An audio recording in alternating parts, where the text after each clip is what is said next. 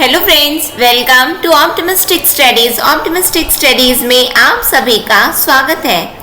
आज हम पर्यावरण अध्ययन के कुछ ऑब्जेक्टिव क्वेश्चन देखने जा रहे हैं। ये प्रीवियस ईयर क्वेश्चन पेपर का सेट है जो कि एग्जाम्स में पूछे गए हैं, डिफरेंट एग्जाम्स में जो पूछे गए हैं, तो उसको आज की क्लास में देखने जा रहे हैं। क्लास को स्टार्ट करने से पहले यदि आप चैनल में पहली बार आए हैं तो चैनल को सब्सक्राइब कर लीजिए, साथ में बेल नोटिफिकेशन को भी ऑन रखिए जिससे हम जो भी वीडियो डालें तो आप तक पहुंचती रहे। साथ में सेशन आपको अच्छा लगे तो ज़रूर लाइक कीजिएगा, ज़्यादा से ज़्यादा लोगों तक शेयर ज़रूर कीजिएगा और आप भी साथ में आंसर देते हुए चलिए। लास्ट में कमेंट सेक्शन में आप कमेंट करके बताइएगा कि आपके कितने नंबर आ रहे हैं।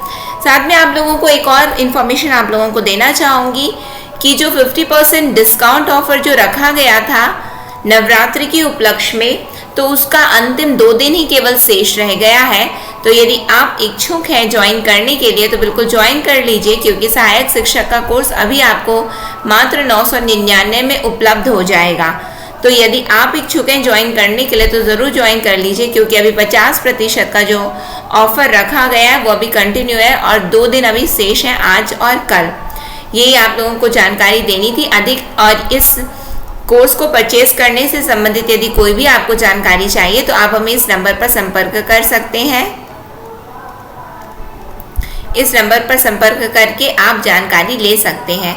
तो चलिए फिर हम अपनी आज की क्लास को स्टार्ट करेंगे, जहां हम कुछ ऑब्जेक्टिव क्वेश्चंस देखने जा रहे हैं पर्यावरण अध्ययन के, जो कि प्रीवियस ईयर क्वेश्चंस का सेट है ये पूरा। ठीक, तो हमारा प्रश्न क्या है, नीचे दिए गए जीवों के समूहों में से किनकी दृष्टि श्रेष्ठ होती है तथा वे मनुष्यों की तुलना में 4 गुना अधिक दूरी की वस्तुओं को देख सकते हैं। तो कौन देख सकता है, दृष्टि किसकी श्रेष्ठ है? मधुमक्खी, मच्छर, तितली, बाघ, तेंदुआ, सांड, सांप, रेशम की छिपकली या चील, गरुड़, गिद्ध। बताइए किसकी दृष्टि श्रेष्ठ होती है और मनुष्य की तुलना 4 गुना अधिक दूरी तक वस्तुओं को देखते हैं। तो हमने ये चीज को जाना है, बचपन से ही हमने सुना है ना, हम पढ़े हैं, सुने हैं कि जो चील है, गिद्ध है, ये यानी कि दूर से ही देख लेते हैं अपने शिकार को, है ना। तो दूर से ही देख लिए तो यानी कि चील यहाँ हम देख रहे हैं, गिद्ध देख रहे हैं, तो हमारा करेक्ट आंसर क्या होगा? Option number D. ठीक है, आप भी साथ में ही बताते चलिए। फिर दिया गया है, नीचे दिए गए खेती करने के विवरण को पढ़िए और इस ढंग की पहचान कीजिए। क्या है ये? एक फसल को काटने के पश्चात खेत को कुछ वर्षों के लिए खाली छोड़ दिया जाता है, उसमें कुछ भी नहीं उगाया जाता। इस भूमि में बांस या अन्य खरपतवार जो भी कुछ उग आता है उन्हें उखाड़ा नहीं जाता, काटकर जला दिया जाता है। यह राख भूमि को उर्वर बनाती है। जब यह भूमि खेती के लिए तैयार हो जाती है तब उसे हल्का सा खोदा जाता है, भूमि को जोता नहीं जाता और उसमें बीज छिड़क दिए जाते हैं। यह किस प्रकार की खेती के बारे में बोला गया है? सिंचाई खेती, सहकारी खेती, सीढ़ी नुमा खेती या झूम खेती। बताइए ये किस प्रकार की खेती है जिसके अंतर्गत यहाँ पे हमसे पूछा जा रहा है कि क्या किया जाता है? पहले तो कुछ वर्षों के लिए खाली छोड़ दिया जाता है, कुछ नहीं उगाते, फिर उसमें बांस, खरपतवार ये सब यदि उगाते हैं तो उन्हें उखाड़ा नहीं जाता बल्कि काटकर जला दिया जाता है। राख भूमि को उर्वर बनाती है और ये भूमि खेती के लिए तैयार हो जाती है और हल्का से जब ये खोदते हैं और उसके बाद में बीज को छिड़क देते हैं। बताइए तो ये किस प्रकार की खेती होती है? तो ये खेती होती झूम कल्टीवेशन, झूम खेती। क्या होता है ये? झूम खेती होती है, उसमें इस तरीके से सभी प्रक्रियाएं की जाती हैं। ठीक, तो ये क्या है? झूम कल्टीवेशन है। क्लियर है? नेक्स्ट क्वेश्चन में हम आते हैं। जब कोई सपेरा अपने वाद्य यंत्र बीन को बजाता है, जो सांप उसकी ध्वनि पर अपने सिर को इधर उधर घुमाता है, आपके विचार से सांप वाद्य यंत्र के प्रति अनुक्रिया कैसे कर रहा है? उस वाद्य यंत्र की गति को देखकर, उस वाद्य यंत्र द्वारा उत्पन्न कंपनों के प्रति अनुक्रिया करके, उस वाद्य यंत्र को सूंघकर, उस वाद्य यंत्र की ध्वनि को सुनकर। बताइए तो कैसे प्रतिक्रिया कर रहा है सांप? वाद्य यंत्र के प्रति अनुक्रिया कैसे कर पा रहा है? क्या देखकर कर रहा है या कंपनों के प्रति अनुक्रिया कर रहा है या सूंघ रहा है या ध्वनि को सुन रहा है? बताइए तो क्या कर रहा है सांप इसमें? तो यहाँ पे हम यहाँ पे देख रहे हैं कि वो क्या करता है, वाद्य यंत्र की गति को देख पाएगा क्या वो? तो नहीं, गति को तो नहीं देखा जा सकता, तो गति तो नहीं देख रहा है वो, है ना। फिर उसके बाद वाद्य यंत्र को क्या सूंघ रहा है वो? जी नहीं, वाद्य यंत्र को सूंघ करके वो अनुक्रिया करेगा, नहीं। क्या वो वाद्य यंत्र की ध्वनि को सुनकर सांप सुनकर काम करता है क्या? तो बिल्कुल नहीं। तो यहाँ पे वो क्या, वो कंपनों के प्रति, जो कंपन उससे उठते हैं तो उसके प्रति वो अनुक्रिया कर रहा होता है। क्या कर रहा है? कंपनों, वाद्य यंत्र द्वारा उत्पन्न कंपनों के प्रति वह अनुक्रिया करता है। ठीक है, नेक्स्ट क्वेश्चन में हम आते हैं। परिवार एक इकाई होता है जिसमें माँ, पिता और उनके 2 बच्चे होते हैं। यह कथन सत्य है क्योंकि सभी भारतीय परिवार इसी प्रकार के होते हैं? सही नहीं है क्योंकि इस कथन में यह स्पष्ट करना चाहिए कि बच्चे जैविक होते हैं। सही नहीं है क्योंकि परिवार कई प्रकार के होते हैं तथा परिवार का केवल एक ही प्रकार में वर्गीकरण नहीं किया जा सकता। सत्य है क्योंकि यह किसी आदर्श परिवार का आकार है। तो बताइए, परिवार एक इकाई है जहाँ पे बोला जा रहा है जिसमें माँ, पिता और उनके 2 बच्चे होते हैं। तो यह कथन कैसा है, हमसे ये पूछा जा रहा है। आपको बताना है, आप भी साथ में अपने उत्तर देते हुए चलिए। क्या होगा यहाँ पे हमारा करेक्ट आंसर? तो यहाँ पे हम देख रहे हैं कि माँ, पिता और उनके 2 बच्चे, परिवार एक इकाई है और माँ, पिता और उनके 2 बच्चे। तो यह कथन सही नहीं है क्योंकि परिवार कई प्रकार के होते हैं कि नहीं? तो ये तो न्यूट्रल फैमिली के बारे में बताया गया है ना। और परिवार तो कई प्रकार के होते हैं तथा परिवार का केवल एक ही प्रकार में वर्गीकरण नहीं किया जा सकता, है ना। परिवार तो कई प्रकार के होते हैं। ये तो क्या परिवार, ये तो एकल परिवार हुआ, है ना, न्यूट्रल फैमिली हुआ। न्यूट्रल फैमिली क्या होती है? जहाँ पे माता, पिता और कौन होता है? उनके बच्चे होते हैं। लेकिन ये कथन इसलिए सही नहीं है क्योंकि परिवार तो कई प्रकार के हैं और केवल आप एक ही प्रकार से वर्गीकृत कर दोगे क्या परिवार को? तो ऐसा तो नहीं कर सकते हैं, है ना। तो यहाँ पे हमारा करेक्ट आंसर क्या होगा? Option number C. Next question में हम आते हैं। मानवों के पेट में अमाशय रस की प्रकृति डैश होती है और वह भोजन के पाचन में सहायता करता है। क्षारीय होती है, उभयधर्मी होती है, उदासीन होती है या अम्लीय होती है? बताइए, अमाशय रस की प्रकृति कैसी होती है और वह भोजन के पाचन में सहायता करता है। तो यहाँ पे हमारा करेक्ट आंसर क्या होगा? तो यहाँ पे हमारा करेक्ट आंसर होगा मानव के पेट में अमाशय रस की प्रकृति अम्लीय होती है और वह भोजन के पाचन में सहायता करता है। ठीक, क्या होता है? अम्लीय होता है। Next question. कक्षा 3 के एक शिक्षक ने अपने बच्चों को निम्नलिखित पेड़ों, पौधों की पत्तियों को विभिन्न वर्गों में वर्गीकृत करने कहा, जैसे नींबू, आम, तुलसी, पुदीना, नीम, केला आदि। कुछ विद्यार्थियों ने पत्तियों का वर्गीकरण इस प्रकार किया, किस प्रकार किया कि दवाओं के गुणों वाली पत्तियों और दवाओं के गुण से रहित पत्तियां, बड़ी पत्तियां, छोटी पत्तियां। शिक्षक ने समूह ए को सही माना और समूह बी को गलत माना। तो निम्नलिखित कथनों में से कौन सा कथन अधिगम और आकलन के प्रति शिक्षक के दृष्टिकोण को प्रतिबिंबित करता है? वर्गीकरण का काम बहुत विशिष्ट और स्तरीकृत है तथा इसका एक ही सही उत्तर होता है। यह क्रियाकलाप पत्तियों से सूचना ग्रहण करने पर केंद्रित है जिसका भिन्न अर्थ लगाया जा सकता है। बच्चे बहुत प्रकार के संदर्भों को कक्षा में ले आते हैं जिसकी सराहना होनी चाहिए। अपने अनुभवों पर निर्भर करते हुए बच्चे वर्गीकरण के बहुत से तरीकों का उपयोग कर सकते हैं। बताइए, यहाँ पे अधिगम और आकलन के प्रति शिक्षक के दृष्टिकोण को क्या प्रतिबिंबित करता है? यहाँ पे हमें करेक्ट आंसर बताना है अपना।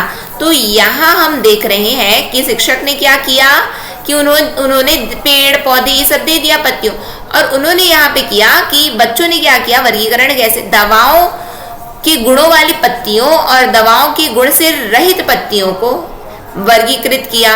फिर बड़ी पत्तियों, छोटी पत्तियों को वर्गीकृत किया। तो शिक्षक ने ए को सही माना, बी को गलत माना। अब यहाँ पे अधिगम और आकलन के प्रति शिक्षक के दृष्टिकोण क्या है? तो वर्गीकरण का काम बहुत विशिष्ट और स्तरीकृत है तथा इसका एक ही सही उत्तर होता है। इसका एक ही सही उत्तर होता है। ठीक, यहाँ पे जो अधिगम और आकलन के प्रति शिक्षक का दृष्टिकोण वो ये है कि वर्गीकरण का काम बहुत विशिष्ट है और स्तरीकृत है तथा इसका एक ही सही उत्तर होता है। इसीलिए उन्होंने दवाओं की गुण वाली पत्तियों और दवाओं के गुण से रहित पत्तियों को क्या माना, वो सही माना। अब बड़ी छोटी के हिसाब से जो बच्चों ने किया था वर्गीकृत, उसको उन्होंने गलत ठहरा लिया।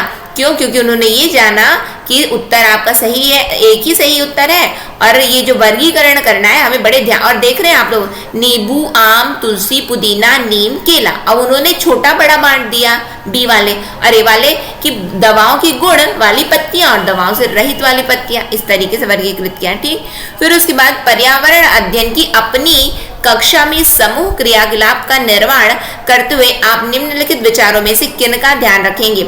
बच्चों की रुचियों का ध्यान हो, लड़कों और लड़कियों को समान रूप से रुचिकर लगे, इसमें मूल्यवान सामग्री लगी हो, सभी धार्मिक और सांस्कृतिक पृष्ठभूमि के बच्चों को रुचिकर लगे। तो बताइए कि आप निम्नलिखित विचारों में किन का ध्यान रखेंगे समूह क्रियाकलाप का निर्माण करते हुए? यहाँ पे आपसे पूछा जा रहा है समूह क्रियाकलाप का निर्माण करते हुए किसका ध्यान रखना चाहिए? तो समूह क्रियाकलाप का निर्माण करते हुए बच्चों की रुचियों का ध्यान रखना चाहिए और क्या देखना चाहिए कि लड़कों और लड़कियों को समान रूप से रुचिकर लगे, यानी कि ऐसा नहीं कि केवल लड़कों को अच्छा लग रहा है, लड़कियों दोनों को समान रूप से रुचिकर लगे और सभी धार्मिक और सांस्कृतिक पृष्ठभूमि के बच्चों को क्या लगे, रुचिकर लगे। ये जरूरी नहीं इसमें मूल्यवान सामग्री लगी हो, जी नहीं, आपको क्या, हमें क्या इससे मतलब कि उसमें मूल्यवान है या कैसी सामग्री हो, तो ये तो नहीं होगा, यानी कि 1 2 4 यहाँ पे करेक्ट आंसर हो जाएगा। ठीक है, नेक्स्ट क्वेश्चन में हम आ जाते हैं। नेक्स्ट क्वेश्चन क्या है हमारा? निम्नलिखित सभी कथन पर्यावरण अध्ययन में सामूहिक रूप से क्रियाकलापों में संलग्न शिक्षकों और विद्यार्थियों के पक्ष में तर्क प्रस्तुत करते हैं। केवल एक कथन को छोड़कर, वह कथन कौन सा है? पूछा जा रहा है हमसे कि निम्नलिखित सभी कथन पर्यावरण अध्ययन में सामूहिक रूप से क्रियाकलापों में संलग्न शिक्षकों और विद्यार्थियों के पक्ष में तर्क प्रस्तुत करते हैं। इसमें केवल एक कथन को छोड़कर कौन सा है वो कथन? प्रौढ़ों के समर्थन से बच्चों को अपनी क्षमता से अधिक ज्ञान के निर्माण में सहायता मिल सकती है। बच्चे परस्पर सामंजस्य और सहयोग करना सीखते हैं। बच्चे दूसरे बच्चों से बात और बहस करने से अधिक सीखते हैं। समूह क्रियाकलापों की वजह से बच्चे अंक उपलब्धि में अच्छा सुधार प्रदर्शित करते हैं। तो एक कथन को छोड़कर बाकी क्या संदर्भित करते हैं कि सामूहिक रूप से क्रियाकलापों में जो संलग्न शिक्षक और शिक्षार्थियों के पक्ष में तर्क प्रस्तुत करते हैं। केवल एक ही ऐसा है जो वो तर्क प्रस्तुत नहीं करता। तो क्या नहीं वो तर्क प्रस्तुत करता? तो यहाँ पे हम देख रहे हैं बच्चे परस्पर सामंजस्य और सहयोग करना सीखते हैं सामूहिक रूप से यदि वो कार्य करेंगे तो। बिल्कुल, ये वाला तो हमारा करेक्ट है। बच्चे दूसरे बच्चों से बात और बहस करने से अधिक सीखते हैं। जी हाँ, बात करेंगे, जब जानेंगे वाद विवाद जो होता है तो उसमें बहुत जो डिबेट्स होते हैं। ठीक है, फिर समूह क्रियाकलापों की वजह से बच्चे अंक उपलब्धि में अच्छा सुधार कर पाते हैं। तो एक कथन कौन सा है जो कि सही तर्क नहीं? तो प्रौढ़ों के समर्थन से बच्चों को अपनी क्षमता से अधिक ज्ञान के निर्माण में सहायता मिल सकती है। यहाँ पे बोला गया है कि पर्यावरण अध्ययन में सामूहिक रूप से क्रियाकलापों में संलग्न शिक्षकों और विद्यार्थियों के पक्ष में तर्क प्रस्तुत करते हैं। शिक्षार्थियों और विद्यार्थियों के पक्ष में तर्क प्रस्तुत करते, केवल एक नहीं करता। तो कौन सा नहीं करता? तो ये वाला नहीं करता कि प्रौढ़ों के समर्थन से बच्चों को अपनी क्षमता से अधिक ज्ञान के निर्माण में सहायता मिल सकती है। ठीक, यहाँ पे प्रौढ़ों के समर्थन में बोल दिया गया। यहाँ पे तो क्लियर है कि सामूहिक रूप से वो क्रियाकलाप कर रहे हैं। ठीक, नेक्स्ट क्वेश्चन में हम आते हैं।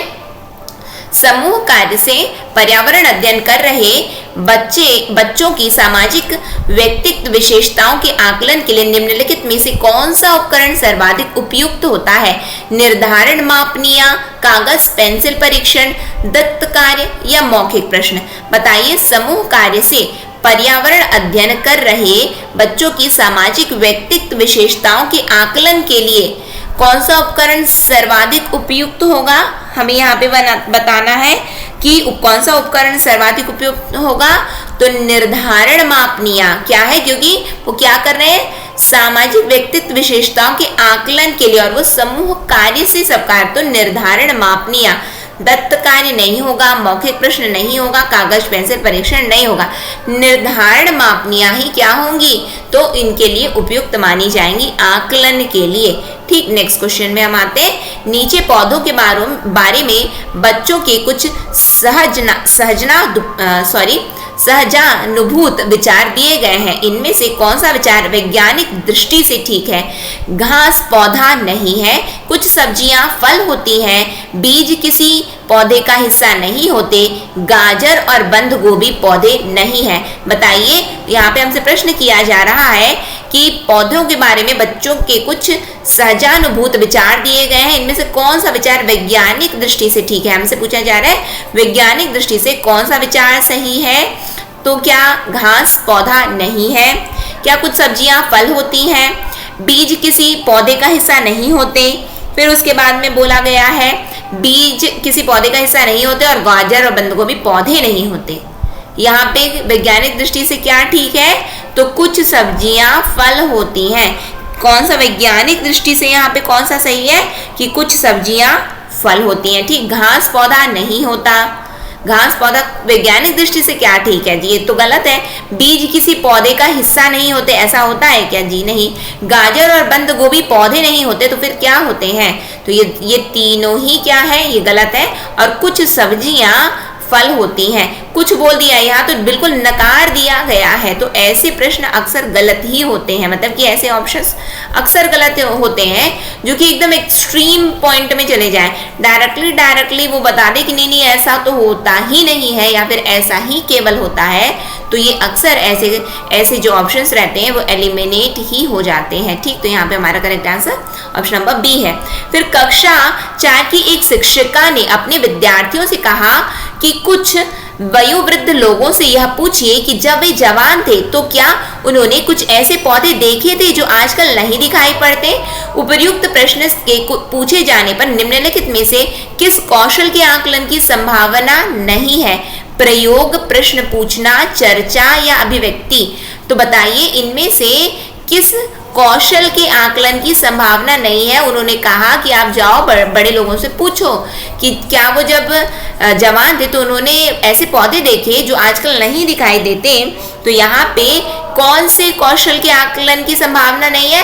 कि बच्चे चर्चा कर रहे हैं, बिल्कुल कर रहे हैं, प्रश्न पूछ रहे हैं, बिल्कुल कर रहे हैं, अभिव्यक्ति भी हो रही है यहाँ पे, लेकिन क्या वो प्रयोग कर रहे हैं क्या? जी नहीं, वो प्रयोग नहीं कर रहे हैं। यहाँ पे सीधा सीधा बता दिया गया कि यह पूछिए, पूछना है, तो वहां पे प्रयोग नहीं होगा। ठीक, तो यहाँ पे यह हमारा ऑप्शन नंबर ए हमारा सही हुआ। एक शिक्षक प्रत्येक बच्चे को अपने घर की रद्दी सामग्री से कुछ उपयोगी वस्तु बनाने को कहता है। शिक्षक का शैक्षिक अभिप्राय नहीं है। क्या नहीं है? बच्चों को पुनश्चक्रण, पुनः प्रयोग और रूपांतरण को समझने देना, कूड़े से बनी श्रेष्ठ वस्तुओं की प्रदर्शनी आयोजित करना, कक्षा के श्रेष्ठ विद्यार्थियों के बारे में निर्णय करना, बच्चों में सृजनशीलता का विकास करना। तो शिक्षक का शैक्षिक अभिप्राय क्या नहीं है इनमें से? तो यहाँ पे हम देख रहे हैं कि यहाँ पे रद्दी सामग्री से कुछ उपयोगी वस्तु बनाने को कह रहे हैं। तो यानी कि वो बच्चों को क्या सिखाना चाह रहे हैं कि पुनश्चक्रण यानी कि रिसाइक्लिंग हो गया, पुनः प्रयोग, रूपांतरण को समझाना चाहते हैं, बिल्कुल। फिर उसके बाद में वो क्या कर रहे हैं कि कूड़े से बनी श्रेष्ठ वस्तुओं की प्रदर्शनी आयोजित करना, बिल्कुल। फिर कक्षा के श्रेष्ठ विद्यार्थियों के बारे में निर्णय करना, जी नहीं, ऐसा तो नहीं है। बच्चों में सृजनशीलता बिल्कुल आएगी, यानी कि ये वाला ऑप्शन हमारा कि ऐसा होगा क्या? अभिप्राय नहीं है, तो जी हाँ, ये वाला ही अभिप्राय शिक्षक का नहीं है। तो हमारा करेक्ट आंसर यहाँ पे क्या बन जाएगा? ऑप्शन नंबर सी हमारा यहाँ पे, यानी कि श्रेष्ठ विद्यार्थियों के बारे में निर्णय करना ये एक शिक्षक का शैक्षिक अभिप्राय नहीं है। ठीक, तो ऑप्शन नंबर सी हमारा करेक्ट आंसर हुआ। निम्नलिखित प्रश्नों को पढ़िए। मैंने क्रियाकलाप की योजना कितनी अच्छी बनाई? मैंने योजना का अनुसरण कितना अच्छा किया? मेरी शक्तियां क्या थी? मुझे सचमुच कठिन क्या लगा? तो ऊपर दिए गए 4 प्रकार के प्रश्नों के उत्तर से होगा शिक्षकों का स्व आकलन, बच्चों और शिक्षकों दोनों का स्व आकलन, शिक्षक द्वारा समग्र आकलन या बच्चों का स्व आकलन। तो बताना है हमें यहाँ पे करेक्ट आंसर हमारा क्या होना चाहिए। तो देखो, पहले मैंने क्रियाकलाप की योजना कितनी अच्छी बनाई, फिर उसके बाद में बोला जा रहा है मैंने योजना का अनुसरण कितना अच्छा किया, मैंने बनाया कितना अच्छा, योजना कितनी अच्छी बनाई। फिर अनुसरण मैंने कितना किया, मेरी शक्तियां क्या थी, मुझे सचमुच कठिन क्या लगा, मुझे सचमुच कठिन क्या लगा। तो ये यहाँ पे हो क्या रहा है, मैंने क्रियाकलाप की योजना कितनी अच्छी बनाई, शिक्षक आ गए। मैंने योजना का अनुसरण कितना अच्छा किया, विद्यार्थी आ गए। यानी कि क्या कर रहे हैं, बच्चों और शिक्षकों दोनों का स्व आकलन हो रहा है कि नहीं। ठीक है, तो ऑप्शन नंबर हमारा करेक्ट क्या है, ऑप्शन नंबर बी हमारा यहाँ पे करेक्ट है। फिर उसके बाद पूछा जा रहा है, पर्यावरण अध्ययन की पाठ्य पुस्तक में प्रयुक्त भाषा रूखी और बच्चों के द्वारा समझने में कठिनाई होनी चाहिए, परिभाषाओं पर बल देते हुए औपचारिक बनाई जानी चाहिए, तकनीकी और औपचारिक होनी चाहिए, बच्चे की दिन प्रतिदिन की भाषा से संबद्ध होनी चाहिए। तो बताइए कि पर्यावरण अध्ययन की पाठ्य पुस्तक में जो भाषा प्रयुक्त की जा रही है वो कैसी होनी चाहिए, तो वो बच्चे की दिन प्रतिदिन की भाषा से संबद्ध होनी चाहिए। क्या होनी चाहिए, संबद्ध होनी चाहिए। ठीक, फिर क्या है, एक शिक्षक अपने विद्यार्थियों को विभिन्न पशुओं के चित्र देते हैं और उन पशुओं पर रंग भरने को कहते हैं जो हमारे घरों में नहीं रहते। इस क्रियाकलाप का उद्देश्य है सृजनात्मकता का विकास करना, अवलोकन का विकास करना, वर्गीकरण कौशल का विकास करना, डाटा संग्रह का विकास करना। उपर्युक्त में से कौन सी सही है, 1 2 4 1 3 4 2 3 4 या 1 2 3। बताइए यहाँ पे हमारा करेक्ट आंसर क्या होगा। तो यहाँ पे हम देख रहे हैं, उन्होंने कहा कि पशुओं के चित्र दे दिए, बोले ऐसे चित्रों पर रंग भरो जो हमारे घर में नहीं रहते हैं।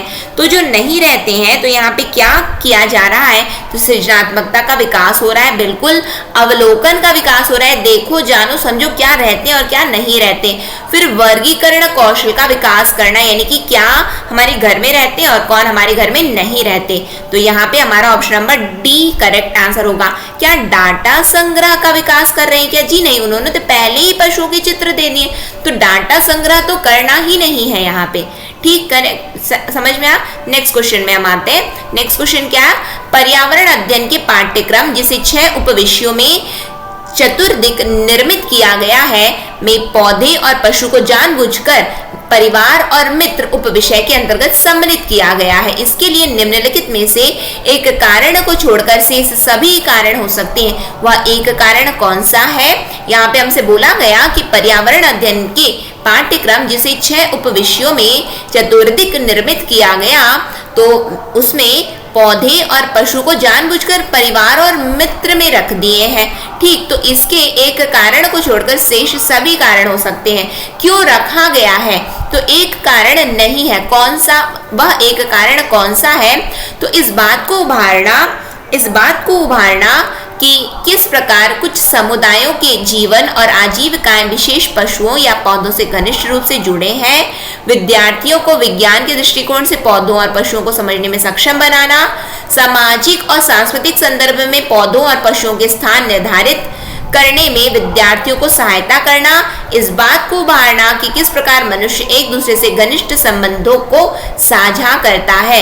एक कारण नहीं है, एक कारण कौन सा नहीं है, हमसे पूछा जा रहा है कि बाकी सब कारण है लेकिन एक कारण नहीं है, और वो एक कारण क्या नहीं है कि पौधों पशुओं को जानबूझकर परिवार और मित्रों में रख दिया गया है। कि अब हम एक एक करके देखते हैं, सभी ऑप्शंस को पहले पढ़ेंगे समझेंगे।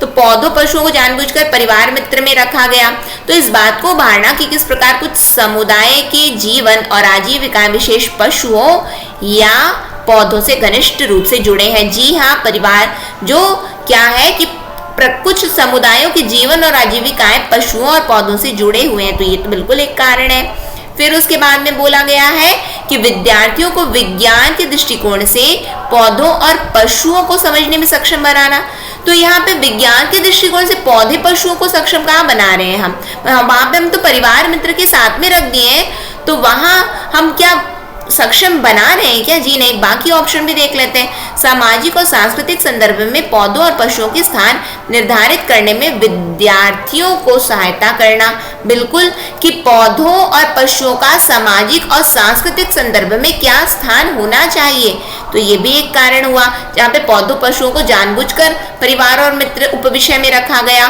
फिर इस बात को उभारना कि किस प्रकार मनुष्य एक दूसरे से घनिष्ठ संबंधों को साझा करता है कि नहीं, पौधों के साथ, पशुओं के साथ किस तरीके से घनिष्ठ संबंध साझा करता है, तो ये भी समझाया जा रहा है। लेकिन यहाँ कहीं पे भी पौधों और पशुओं को विज्ञान के दृष्टिकोण से समझाया नहीं जा रहा है। तो यानी कि यहाँ पे बोला गया ना कि एक कारण बस नहीं है, बाकी सभी कारण है जिसके तहत ऐसा रखा गया है, यानी कि उपविषय में के अंतर्गत उसे सम्मिलित किया गया। तो यहाँ पे करेक्ट आंसर हमारा क्या होगा, ऑप्शन नंबर बी। ठीक, नेक्स्ट क्वेश्चन में आ जाते हैं हम। पर्यावरण अध्ययन के शिक्षण अधिगम में सर्वेक्षण का उद्देश्य है समुदाय के साथ अन्योन्य क्रिया का अवसर प्रदान करना, बच्चों को विभिन्न लोगों के प्रति संवेदनशील बनाना, सूचना को प्रत्यक्ष प्राप्त करने का अवसर प्रदान करना, आकलन के एक अवसर के रूप में इसका उपयोग करना। उपयुक्त में से कौन से सही है? 1 to 4, 1 to 4, 1 3 4, 1 2 3 4 या 1 2 3।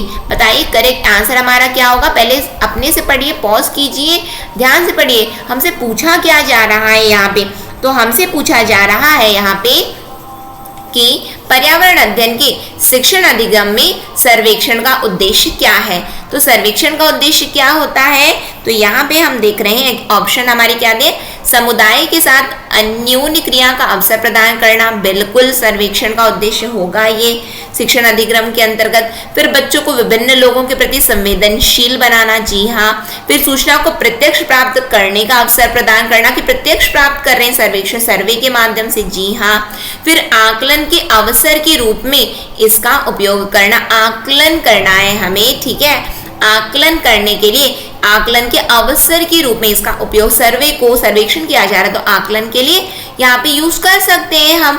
तो यानी कि यहाँ पे हमारे 4 के चारों ही ऑप्शन सही है। इसका मतलब कि ऑप्शन नंबर सी हमारा करेक्ट आंसर यहाँ पे होता है।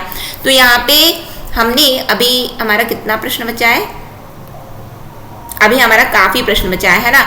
तो अब हम इसको बाद में करेंगे, ये सेशन को हम यहीं पे वाइंड अप करेंगे, हाँ ठीक है। फिर नेक्स्ट सेशन में इसके आगे कंटिन्यू करेंगे हम लोग। तो आप जुड़ना ना भूलिए ऑप्टिमिस्टिक स्टडीज के साथ में। सेशन आपको अच्छा लगा हो तो ज़रूर लाइक कीजिएगा, ज़्यादा से ज़्यादा लोगों तक शेयर ज़रूर कीजिएगा। और यदि अब तक आपने चैनल को सब्सक्राइब नहीं किया है तो चैनल को भी सब्सक्राइब कर लीजिए, साथ में बेल नोटिफिकेशन को ऑन रखिए, जिससे हम जो भी वीडियो डालें तो आप तक पहुंचती रहे। साथ में ज़्यादा से ज़्यादा लोगों तक शेयर ज़रूर कीजिए, जिससे ज़्यादा से ज़्यादा लोग प्रैक्टिस कर सकें, पढ़ सकें और जो है अपने जीवन में सफल हो सके। और ज़्यादा से ज़्यादा लोगों तक शेयर करने से वो हमें भी मोटिवेट करेगा कि ज़्यादा से ज़्यादा स्टूडेंट्स देखने के इच्छुक हैं। साथ में आप लोगों को अगेन मैं बताना चाहूँगी कि जो ऑफर रखा गया है 50% डिस्काउंट का, तो अंतिम 2 दिन ही बचा हुआ है। तो यदि आप इच्छुक हैं ज्वाइन करने के लिए तो ज़रूर से ज्वाइन कर लीजिए। इसी के साथ में आज की क्लास को हम एंड करेंगे। हम नेक्स्ट सेशन में फिर मिलेंगे। नेक्स्ट सेशन तक के लिए optimistic learning, thank you for the session. जय हिंद, जय भारत।